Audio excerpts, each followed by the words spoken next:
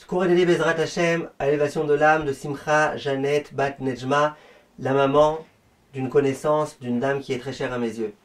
Chers amis, souvent les gens ils se disent, dès lors que ce que je fais, c'est permis et c'est autorisé, qu'il y a des rabbinim qui peuvent l'autoriser, eh bien laissez-moi faire ce que je veux.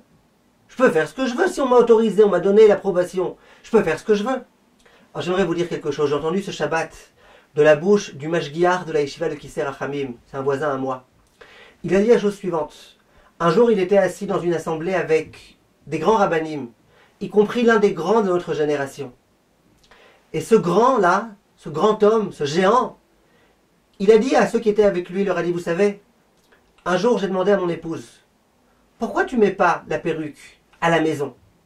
Ok, nous on n'est pas pour la perruque à l'extérieur, mais pourquoi pas à la maison? À la maison, tu mets à la maison. À la maison, il n'y a que moi qui te vois, les enfants. Et voilà. Comme ça, au moins, tu peux être belle à mes yeux. Encore plus que ce que tu ne l'es déjà. Et là, il a répondu, cette rabbinite-là. Elle lui a dit, écoute-moi bien. C'est vrai qu'à la maison, il n'y a pas d'interdit de mettre la perruque, même pour ceux qui interdisent de la mettre à l'extérieur. Simplement, je sais une chose. Si moi, je me permets de mettre la perruque à la maison, mes filles, elles la mettront aussi à l'extérieur.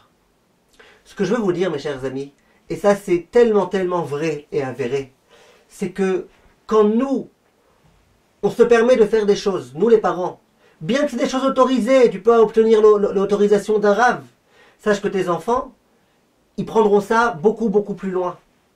Toi, tu veux te permettre un iPhone, tu sais que toi, ça va, t'as pas de problème, de toute façon, tu mets un filtre et tout, ok? Qui te dit que ton fils, il mettra lui aussi un filtre. Et quand toi, tu te permets déjà de descendre un petit peu de hauteur, de niveau, ton fils, il prendra encore un niveau de plus. Et son petit-fils encore plus. Et c'est comme ça, chas v'shalom, qu'on en arrive à des générations qui finalement ne sont plus à la hauteur. Faisons en sorte, mes chers amis, de comprendre que nous avons une responsabilité. Toi, tu traverses la rue.